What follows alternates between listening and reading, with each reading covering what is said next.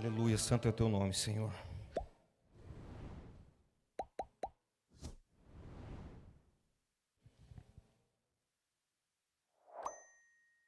Vocês estão prontos? Amém? Vamos dar um belo e sonoro glória a Deus, ao Senhor aí. Ah, desse jeito não, vamos parar. É culto, irmão. Ó, agora já vem um mais aí, né, empoderado. Cadê? Aleluia, aleluia. Glória a Deus.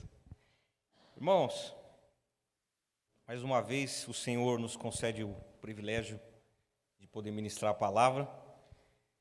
E, como de costume, há alguns dias, eu venho meditando sobre um texto que não tem nada a ver com o Salmo 73, mas eu vou começar com ele.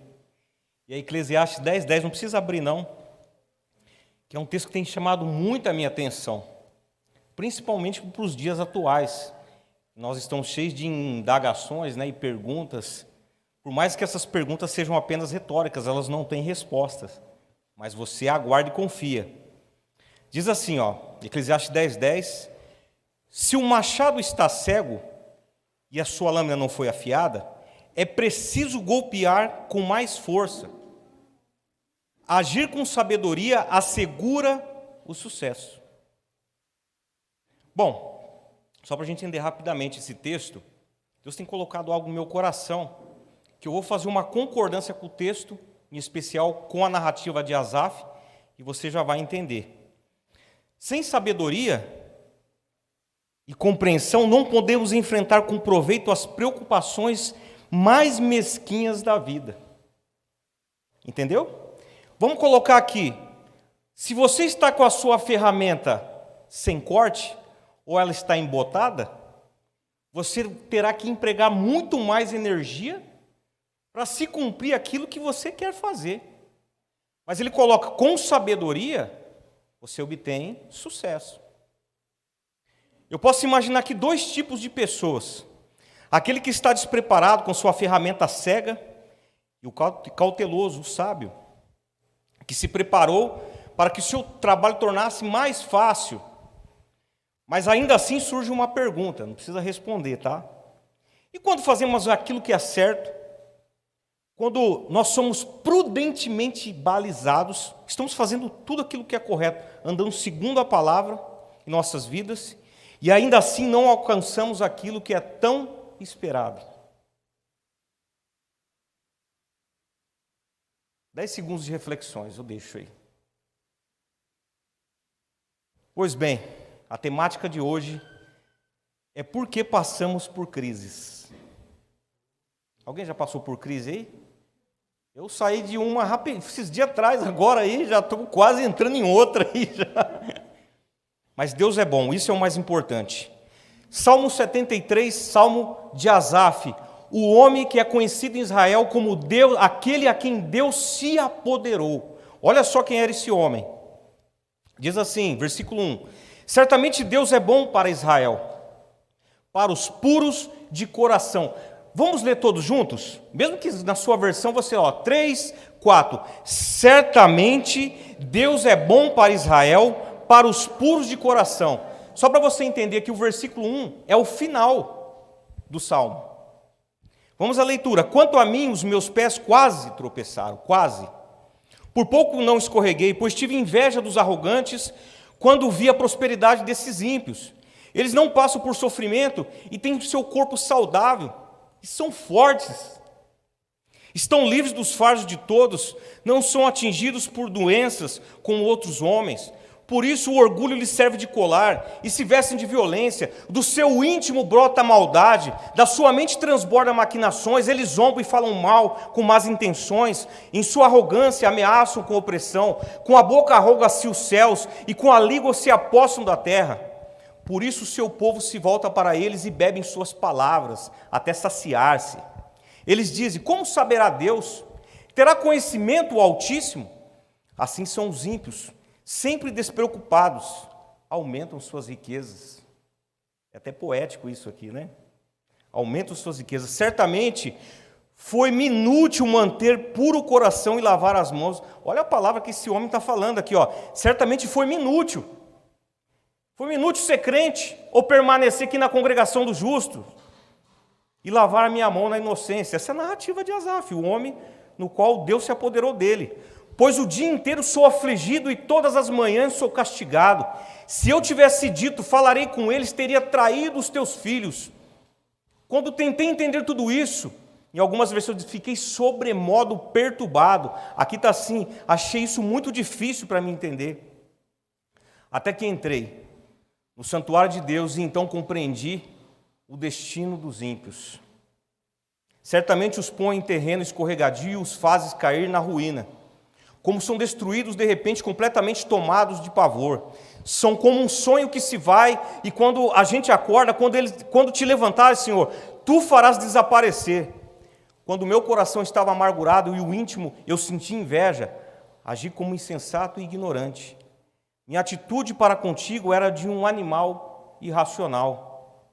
Contudo, sempre estou contigo, tomas a minha mão direita e me sustens. Tu me diriges com teu conselho e depois me receberás com honra.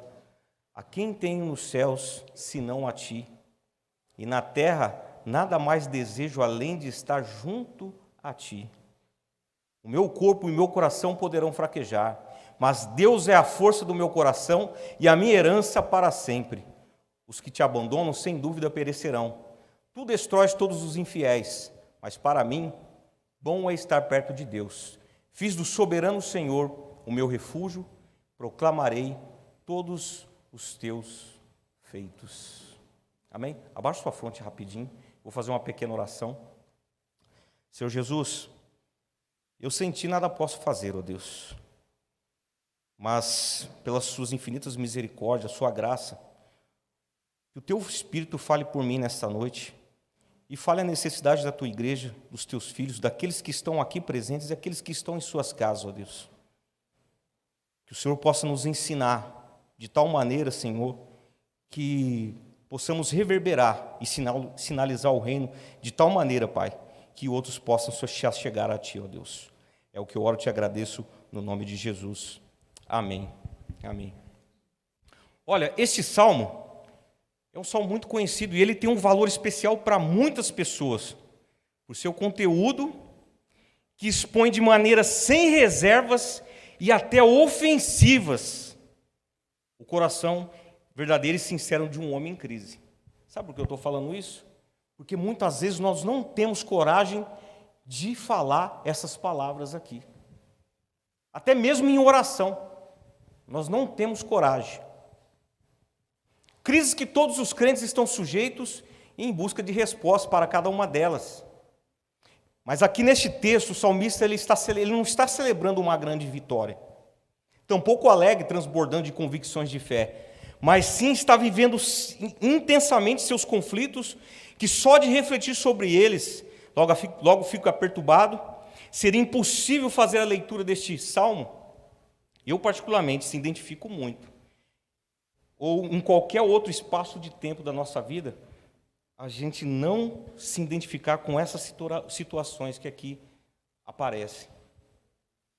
Elas dialogam diretamente conosco. Por quê? Não há um crente sequer que não passe pelas suas crises. Agora eu vou falar um pouco das curiosidades de Salmos. E algo interessante que eu venho estudando há algum tempo, o livro de Salmos ele está dividido em 5 livros. E esse é o terceiro livro dos 5. E é interessante que cada um termina com uma doxologia, que nada mais é um termo que refere-se à glorificação de Deus. Trata-se de usar de frases, orações, expressões de adoração em relação a Deus. Isso é uma doxologia.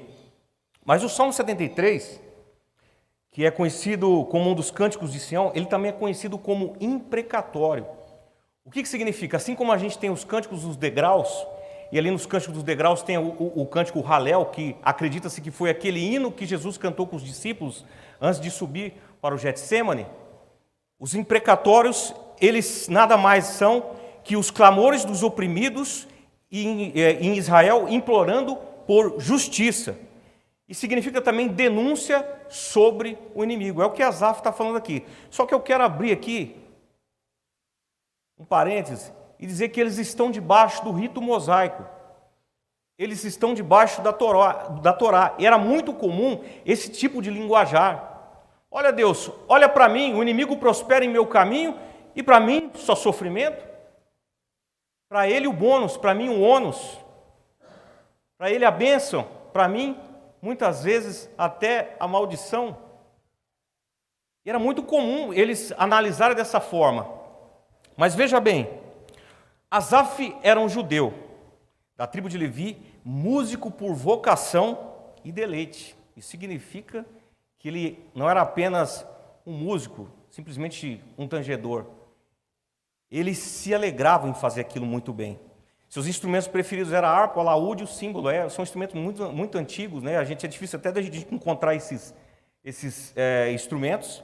Ele foi designado músico e cantor pelos levitas, que tinham sob a sua responsabilidade os serviços religiosos de Jerusalém. Ele participou, foi ali que ele ficou conhecido por Davi. Participou do magnífico cortejo musical que levou a arca do Senhor, da casa de Obed-edom, para a tenda de Davi. Lembra desse episódio? Naquele dia o rei descobriu e fez dele ministro de música, porque também era músico, exímio tocador de harpa e profícuo compositor de salmo. É interessante que o homem segundo o coração de Deus percebe aquele que é totalmente direcionado e usado por Deus, né? Davi ouviu aquele homem e falou assim: eu quero esse homem servindo no meu reino. E o chamou. Ele é profeta, compôs 12 salmos e, como eu já disse, foi conhecido em Israel por o homem de quem Deus se apoderou. Bom, neste salmo, o que nós vemos aqui? Um homem comum, crente, na casa de Deus, profeta, vidente, mas que está travando as suas lutas, as suas batalhas também, como qualquer um. E ele queixa do ímpio prosperar no seu caminho. Pelo fato de ser salmista, eu acredito assim que era um homem de muita intimidade com Deus, por isso que ele via coisas, Deus falava com ele, revelava coisas a ele, mas ainda assim, por mais piedosos que qualquer um de nós aqui possamos ser, isso não impede você de ser forjado e ser trabalhado. As crises, elas não vêm para te derrubar ou te derrotar e te prostrar. Alguém já ouviu algum tempo atrás uma frase assim: tempos difíceis, pessoas fortes. Tempos fáceis, pessoas fracas. É na hora que o negócio pega, é que você vai ver se você está condicionado ou se você tem tal resistência para suportar. Mas o pastor acabou de dizer aqui que aqueles que conhecem a Deus farão o quê? Farão proezas. Bom, que dilema. Asaf, ele estava naquela indagação: dedico e me sinto como se ninguém se importa comigo. Asaf, ele sabia muito bem, amados, que muitas vezes nós estamos na casa de Deus, mas em certos momentos da nossa vida nós somos tentados a olhar a vida de maneira horizontal. E é aí que começa os nossos problemas. Quando olhamos segundo a ótica natural de pessoas descrentes, começamos a se identificar com as mesmas situações vivenciáveis e reivindicá-las. Sabe o que é isso? Você olha no plano horizontal, a pessoa odeia Deus, não serve a Deus, zomba de Deus, ela prospera em teu caminho, ela zomba de você, ela te deixa numa situação difícil, aí você começa a invejar, por quê? Porque ela tem as coisas que você quer ter também. E não me venha com essa conversa: isso não acontece comigo. Porque sim, nós temos essas indagações e essas inquietações em nossos corações, sim. Isso é bem verdade. Agora eu faço uma pergunta para vocês. Por que muitas vezes nos encontramos em crise? Se nós olharmos para a narrativa e a vida de Asaf, observando, nós podemos considerar 3 coisas aqui que levaram ele a entrar em crise. Primeiro, ele deixou de olhar para Deus. Diga aí, deixou de olhar para Deus. É a maior cilada que você pode se meter. Quando você deixa de olhar para Deus, você começa a buscar razão na vida humana, na vida dos descrentes. Você começa a ver como eles. Você começa a enxergar como eles. E aí tudo aquilo que foi ensinado, que foi ministrado no teu coração, que está imprimido no teu coração, começa a ser ofuscado. Ele diz assim, aqui no versículo 3, pois tive inveja dos arrogantes, quando vi a prosperidade dos ímpios. Quando deixamos de olhar para Deus, paramos de discernir, compreender e enxergar com a ótica dele. Cuidado. Isso aqui foi o primeiro caminho que levou Asaf a entrar em crise. Segundo, foi se apoderado de inveja, pois a vida dele agora era analisar minuciosamente a vida dos ímpios e se sentir injustiçado. Versículo 4 e 5 diz assim, eles não passam por sofrimento, têm um corpo saudável, estão livres dos fardos de todos, não são atingidos por doenças como os outros homens. 2 evidências são apontadas aqui. A saúde dos ímpios e a sua aparente isenção de calamidades era o que invejava. Agora a vida dele era analisar, era olhar e falar assim, poxa vida, como é que é? Olha só, isso acontece na vida do A, do B, do C. Eu estou aqui, Senhor, te servindo na tua casa, não sou reconhecido, eu não sou honrado. Aí vem a terceira, eu acho que pior de todas. Ele tornou-se murmurador. E eu quero falar um pouco sobre a murmuração aqui, porque às vezes a gente fala assim que murmurar é só apenas falar, né? Mas lembra-se quando Jesus fala assim, por que arrazoai-vos em vossos corações? Você já parou para pensar nisso? É Deus. Eu estou murmurando no coração contra o próprio Deus. Então a murmuração não é apenas só sair falando. Você pode murmurar dentro do teu coração e fingir, colocar ali uma capa de humilde diante de Deus. Assim, não, eu não estou murmurando. Então tome cuidado. E ele diz assim no versículo 13 e 14, certamente foi-me inútil manter o puro coração e lavar as mãos na inocência, pois o dia inteiro sou afligido, e todas as manhãs sou castigado. Eu vou falar um negócio aqui para vocês. Olha só, eu estou pagando pedágio todo dia para ir trabalhar. Maravilha. Pagava um valor para trabalhar, agora tem que pagar um pouco mais ainda. Acho que só minha esposa sabe disso aqui. Acabou o dinheiro. Fim de mês, não tinha dinheiro para pagar o pedágio. Falei para ninguém. Não vou falar nada não. Falei, Deus sabe. Aí eu falei com Deus, né? Parece até engraçado. Eu passei lá para ver se dava para poder cortar o pedágio. E a hora que você chega na linha do trem, não dá para passar. A moto ela fica travada com as rodas, minha moto em carenagem, ela trava embaixo. Aí eu voltei, e passou, acabou o dinheiro, para ir na sexta-feira, eu estou voltando, falei com Deus assim no meu coração, falei, Senhor, o senhor sabe que eu estou precisando de dinheiro para pagar o pedágio, né? Mas assim, se o dinheiro não vir, eu sei que o senhor vai me dar a capacidade de eu rampar aquele negócio lá. Eu vou rampar o trilho do trem. Sabe, não tinha dinheiro, não aconteceu nada. De repente me liga às 9 horas da noite, um aluno meu, ex-aluno, e fala assim, Tiagão, cara, você não tem um pedestal para me vender aí que você não usa? Eu falei, eu tenho, na hora eu entendi, né? Realmente eu não usava, né? Falei, pode vir buscar. Pode buscar agora? Eu falei, pode, com o dinheiro você pode. E ele foi lá. E foi o dinheiro que Deus preparou. Mas olha, confesso para vocês que naquele momento ali, meu coração ele começou a querer ajuntar as coisas, para murmurar em pensamento. Mas eu estava preparando essa mensagem, como é que eu poderia fazer isso? Como é que eu vou pregar se eu não viver isso agora? Olha só, eu estava sendo provado naquele exato instante. Eu falei, mas, como disse Asaf, vou olhar para Deus e vou esperar nele, porque Ele pode resolver todos os meus problemas. E realmente, irmãos, Deus resolve. Pode ser um problema muito ínfimo. Talvez para algumas pessoas, isso é insignificante.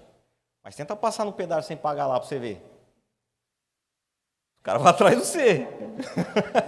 E é 5 pontos na carteira, viu? E uma multa de quase 200 conto.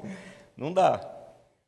É engraçado isso, mas é nessas horas que você entende quem é o Deus na sua vida. É o Deus que você serve. Ele sabe de todas as suas coisas. Então, olha só. Todos já sabem, quando murmuramos, estamos dizendo que Deus não é suficiente. Você sabia disso? Quando você murmura, você está dizendo assim, Deus não é Deus, que Ele não está fazendo aquilo que eu preciso. De certo, isso foi suficiente para Asaf terminar e entrar de cabeça nessa crise. Então, olha só, ouça com atenção. Devemos tomar cuidado com a visão simplista e equivocada das coisas ao nosso entorno. Porque, por vezes, nós queremos legislarmos por nossas concepções humanas, carnais, e esquecemos de considerar a vida e a direção do Espírito Santo em nós. Eu estava até comentando ontem aqui, tem uma música aí do Kemuel, que às vezes eu faço análise de algumas músicas, né? E aí eu começo a falar assim, poxa, mas não é isso que a Bíblia diz. As pessoas falam assim, Espírito vem, Espírito Santo, Espírito vem como fogo, tal, e isso, aquilo. Eu comecei a analisar com todo o cuidado e comecei a colocar em contraste com a palavra de Deus. Jesus envia o Espírito Consolador, Paracletos, para viver dentro de mim. E Paulo fala em Coríntios, não sabeis vós que sois o templo do Espírito, que o Espírito de Deus habita em vós, que vocês são moradas de Deus? Irmãos, aproveitem porque o Espírito Santo de Deus faz morada dentro de você. Ele convence do pecado, da justiça, do juízo. Ele revela as coisas mais profundas e escondidas na sua vida. E muitas vezes, por causa de uma visão horizontal, o que nós ofuscamos isso. Sabe por quê? Porque o orgulho começa a criar um muro e atrapalhar, impedir. Assim vemos o salmista entrando em crise, vemos também o mesmo salmo mostrando que, do mesmo jeito que ele entrou, mostra como ele pode sair dessa situação. Aí aqui segura, nós temos 10 minutos para falar sobre esses pontos. Primeira coisa que Asaf faz, está no verso 15. Se eu tivesse pensado em falar tais palavras, já aí teria traído a geração de teus filhos, ó Deus. Olha só, na versão, a nova linguagem de hoje, ela diz assim, se eu tivesse falado com os maus, teria traído o teu povo, ou os meus irmãos. Asaf refreia a sua língua, refreia suas palavras, e a partir daí ele começa a mudar. Só lembrando que aqui é nível de ensino, tá? Eu não estou falando para a igreja ou criando uma doutrina aqui, que todo mundo está vivendo isso. Mas isso serve para quando você estiver em crise, você já sabe o que fazer, como agir.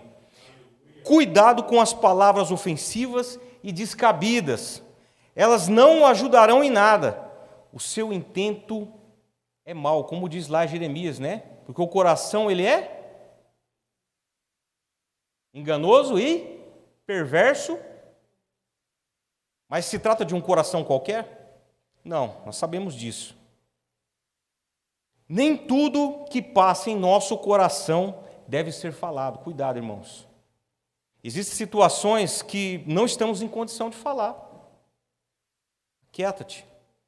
Fale com ninguém, não precisa falar. Lembre-se de que coisas que nós temos que tem que sair da nossa boca são coisas que edificam, que constroem, que motivam, que encorajam, por mais que o momento seja difícil. Por mais que o momento seja difícil. Segundo, ele deixou de olhar para o ímpio e se focou em Deus. No verso 17 ele diz assim: até que entrei no santuário de Deus, então compreendi o destino dos ímpios. Olha só, olha a importância de congregar. Você já parou para pensar nisso? De alguma forma, ele buscou a Deus. Aqui diz que ele entrou no santuário. Nós todos os domingos, nós viemos para o culto de celebração. Quero dizer para você que existe um poder indescritível na comunhão da igreja do corpo de Cristo. A Bíblia fala que o Espírito Santo de Deus, ele testifica conosco. A nível humano, de pessoas que são usadas por Deus. Eu estou aqui, de repente eu olho para o Tiagão, lá o Tiagão não está bem. Intercede pelo Tiago. Apresenta ele oração. Ele não está nem sabendo. A gente fala com o outro lá. Aí eu começo a orar. E vai. Daqui a pouco, as nuvens de tempestade que estão sobre a nossa cabeça, elas começam a ser dissipadas pelo poder que há na comunhão da igreja. Pedro estava preso lá, a igreja reuniu na casa, começou a orar. Daqui a pouco ele chega lá, eles estão orando, Pedro está lá. Há um poder descomunal. Outra coisa, você vem aqui, a palavra é ministrada. Eu não quero ir para a igreja, hoje eu não estou bem. Acho que ninguém pensou isso, nunca pensou isso, só eu, né? Quero ir para a igreja não, estou afim não. Quero ficar assistindo televisão, Netflix. Irmãos, quando a palavra começa a ser ministrada, ela tem um poder impetuoso de adentrar os nossos corações e começar a fazer uma varredura, você nem percebe. Só que a hora que você bota o pé lá para fora, lá você fala assim, glória a Deus, o que aconteceu? Porque aquela sensação de prostração, de derrota, ela se foi. Sabe por quê? Porque a palavra de Deus cumpre aquilo que apraz o coração de Deus. Você vem aqui buscar de alguma forma, Deus é fiel contigo. Ele vai te sustentar, Ele sabe do que você precisa. Não precisa falar com ninguém, a não ser quando Ele quer revelar para alguém, Ele faz isso. Deus é maravilhoso. E outra coisa, isso me toca bastante. Em 1 Reis capítulo 2, versículo 1, 3, Davi ele já está muito velho, já está próximo de morrer, farto de dias. Ele manda chamar Salomão, e ele fala assim, eu vou pelo caminho de toda a terra. Essa palavra eu vou pelo caminho de toda a terra, no hebraico, significa uma menção à morte. Eu vim do pó, ao pó voltarei. Aí ele fala assim, Salomão, esforça-te e ser homem. Aqui eu entendo essa palavra homem, com todo o contexto até o versículo 3, ele está dizendo assim, de tudo que você tem que fazer, a coisa principal na sua vida, a coisa principal, Paz Church de Marília, que você deve fazer, olhe para Deus em todo o tempo de sua vida, olhe para Deus. Um dos significados da palavra homem no hebraico, lá sabe o que significa? São várias coisas, mas a que mais me chamou a atenção, o homem que olha para Deus, ele é campeão, está escrito lá, em hebraico, o homem que olha para Deus, ele é campeão, significa que você vai passar pelas dificuldades, sim, é crise atrás de crise, está difícil, não está conseguindo passar, mas você vai ser campeão, porque Deus é contigo, Ele já te faz campeão, se você olhar para Ele. É só você olhar, que Ele diz lá, em continuidade, fala assim, observando a palavra, as ordenanças, guardando no seu coração, e por aí vai. A gente fala quase todo domingo isso aqui, porque é precioso. Quando perdemos o senso de propósito, amados irmãos, em nossas vidas, começamos a olhar e a desejar coisas naturais. E sabe o que acontece? Nós começamos a violentar a nossa consciência cristã. Tudo aquilo que foi ensinado para você, aquilo que foi forjado, aquilo que você tem desenvolvido na sua caminhada cristã, você corre o risco de começar a violentar a sua própria consciência se ficar olhando para essa vida terrena. Mas, para a glória de Deus, nós não somos daqueles que ficam olhando na linha horizontal. Nós fazemos como José. José estava dentro do poço. Ele não podia olhar para o horizonte. Ele fez o melhor, falou assim: eu vou olhar para cima, porque de lá virá o meu socorro. Olhe para Deus. Olhe para Deus. Terceiro, começou a discernir a vida e entender os propósitos. Versículo 17 ao 20 diz: até que entrei no santuário de Deus, e então compreendi o destino dos ímpios. Certamente os põe em terreno escorregadio e os fazes cair na ruína, como são destruídos de repente, completamente tomados de pavor. São como um sonho que se vai quando a gente acorda. Quando te levantares, Senhor, tu os farás desaparecer. Você vê aqui ele reivindicando um direito, né, de crente, de filho de Deus aqui. A diferença, olha só, é que o ímpio ama o mundo e se torna dependente dele. Quanto mais analisamos todas as coisas no plano terreno, horizontal, mais desejaremos as mesmas coisas que as pessoas que não se importam com Deus. Em 1 João 2,15 e 17, diz assim: não ameis o mundo e nem o que o mundo há. Se alguém ama o mundo, o amor do Pai não está nele. Porque tudo que há no mundo, aqui ó, as paixões, concupiscências da carne, concupiscências dos olhos, a soberba da vida, não é do Pai, mas do mundo. E aqui vem a promessa para vocês: e o mundo passa e a sua concupiscência, mas aquele que faz a vontade de Deus permanece para sempre. Nós não podemos achar que aqui é só uma passagem.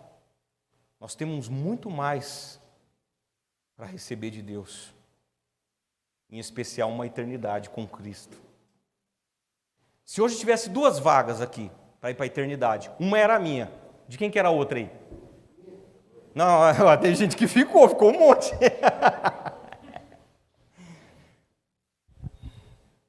Quarto, ele enxergou o fim dos soberbos e arrogantes e como subitamente são destruídos. Versículo 18 e 19.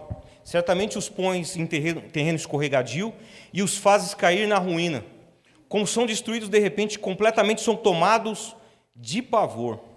Sabe o que eu vejo aqui, que Asaf começa a enxergar?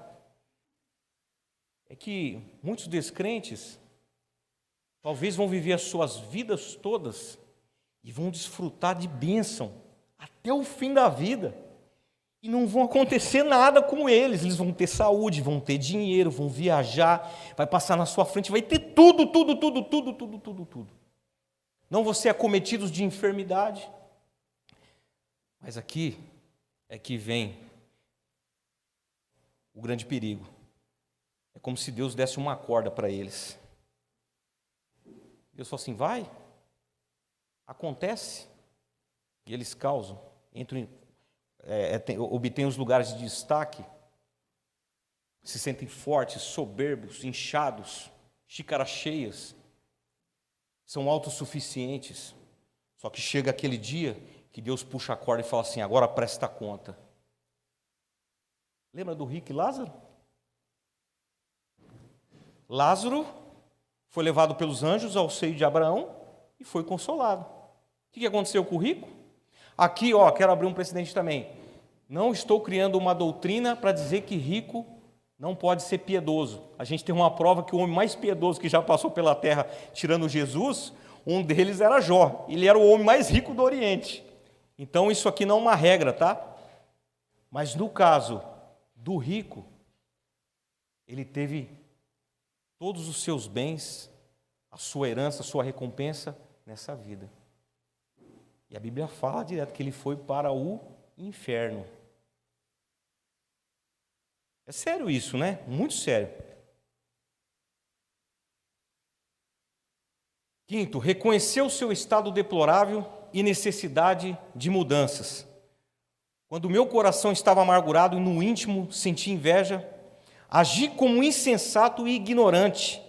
Minha atitude para contigo era de um animal irracional. Olha só o estado desse homem aqui. Mas aí eu vejo assim, quando nós estamos amargurados, nós corremos o risco de ficar doentes. Quando começamos a sentir inveja, nós começamos a se tornar egoístas. Sabe por quê? Porque você começa a olhar e viver uma vida para você. Porque você começa a analisar e fala assim, por que as pessoas têm tais coisas e eu não tenho? Estou servindo a Deus. Primeiro contraste que vem, você já deve ter pensado isso. Servir a Deus está tirando o meu tempo de conquistar as coisas. Eu já ouvi umas pessoas comentando sobre isso já. Principalmente quando você é uma pessoa que deu tudo para Deus, entregou tudo para Deus. Não é fácil não, irmãos.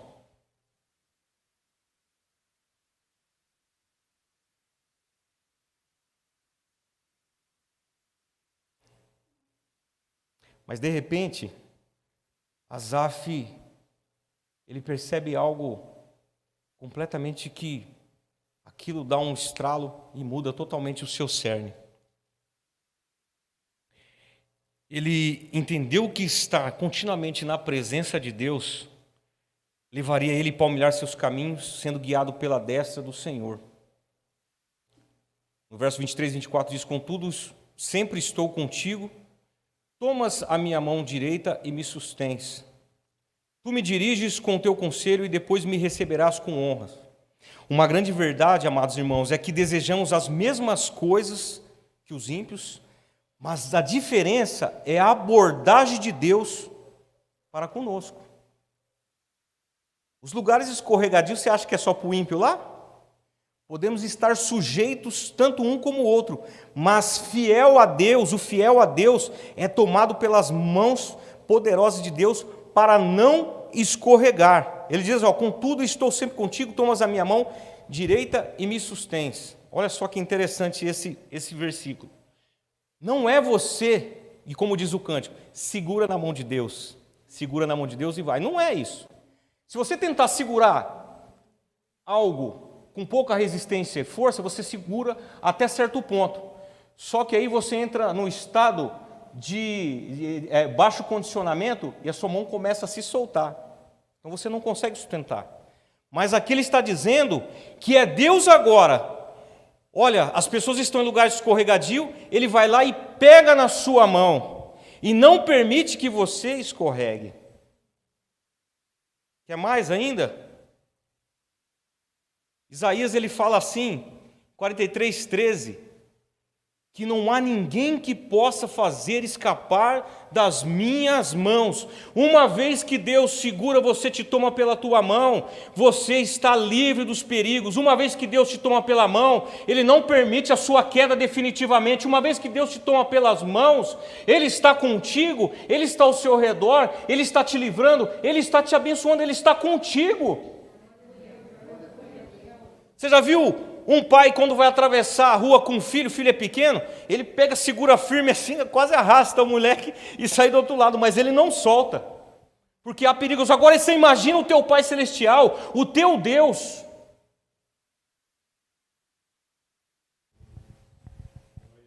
Você tem alguma dúvida que você não vai passar por essa crise? Vai passar e vai vir outra, só que você vai estar muito mais forte, poderoso para você fazer proezas aí. Pastor? Isaías 41, versículo 10, não temas, porque eu sou contigo. Olha o que Deus está falando aqui, não temas, porque eu sou contigo. Não te assombres. O que te causa medo aí? O que você tem fobia? O que deixa você aterrorizado? Deus está falando para você, não tenha medo disso. Não te assombres, porque eu sou teu Deus. Ele está falando contigo. Eu te fortaleço, eu te ajudo e te sustento de novo com a destra da minha justiça. Não te falta respaldo. Sexto, ele aprendeu que o conselho de Deus e a sua presença era seu principal tesouro na terra dos viventes. Versículo 25, ele diz assim: a quem tenho eu no céu, senão a ti? E na terra nada mais desejo além de estar junto a ti. Asaf descobriu que a sua maior riqueza na face da terra, na terra dos viventes, não eram as riquezas humanas, não era gozar de boa saúde, ter todas as coisas, ter todo o dinheiro, mas a sua maior riqueza era conhecer Deus, era ter amizade com Deus, era poder desfrutar a comunhão com Deus. Sabe, Jeremias ele fala assim: não glorie-se o sábio na sua sabedoria, não glorie o rico na sua força, não glorie o forte, o rico nas suas riquezas, mas o que gloriar-se, glorie-se nisso, em me conhecer. Deus permite você gloriar porque você conhece Ele. Quantos aqui conhecem Deus?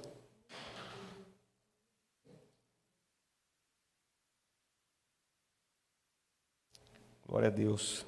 Salmo 40, versículo 17 diz: sou pobre e necessitado, mas o Senhor cuida de mim. Tu és o meu auxílio, o meu libertador, não te detenhas, ó meu Deus. Olha só, o Davi está falando isso aqui. Sou pobre e necessitado, mas ainda assim, estou guardado por ti.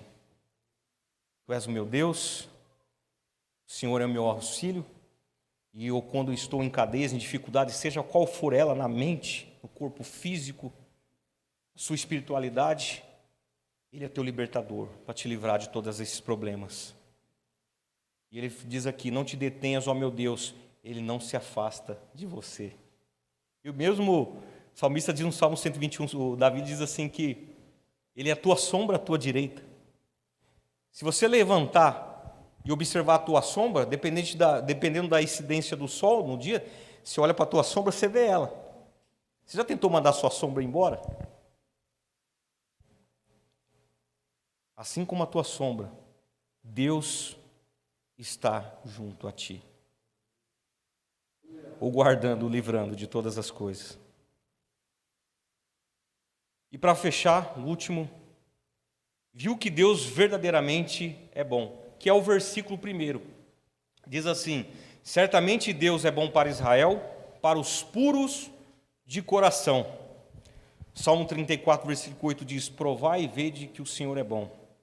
Bem-aventurado é o homem em que nele confia. Salmo 136, versículo 1: louvai ao Senhor, porque Ele é bom, porque a sua benignidade dura para sempre. Depois de tudo isso, de todas as dificuldades, de todos os percalços, depois de todos os tropeções ainda que a gente encontra aí, vai haver muita alegria no coração de vocês para dizer: Deus é bom e a sua bondade é para sempre. Deus é bom e a sua bondade é para sempre. Feche os teus olhos, vamos orar a Deus. Amado Pai, eu agradeço, Pai, e louvo o teu santo nome por mais essa palavra. Peço que ela sirva de alento para os nossos corações e que todas as nossas crises, ó Deus, elas sejam dissipadas no nome de Jesus. Mas que nós possamos ser consistentes, ó Deus, e permanecermos em Ti, permanecermos na videira, porque entendemos que sem Ti, sem Cristo Jesus, nós nada podemos fazer. Então ajuda, Pai, o Teu povo, ajuda a Tua igreja, ajuda os nossos familiares, ajuda-nos, ó Deus, a permanecer, Senhor, na Tua presença. Ajuda-nos, ó Deus, a cada dia cultivar, Pai, comunhão contigo e crescer cada vez mais na graça e no conhecimento, ó Deus. Ajuda-nos a enxergar, Pai, com os Teus olhos. Em nome de Jesus, eu oro, Pai, abençoe o Teu povo. Em nome de Jesus. Amém. Amém. Amém. Fique de pé. Vou despedir vocês.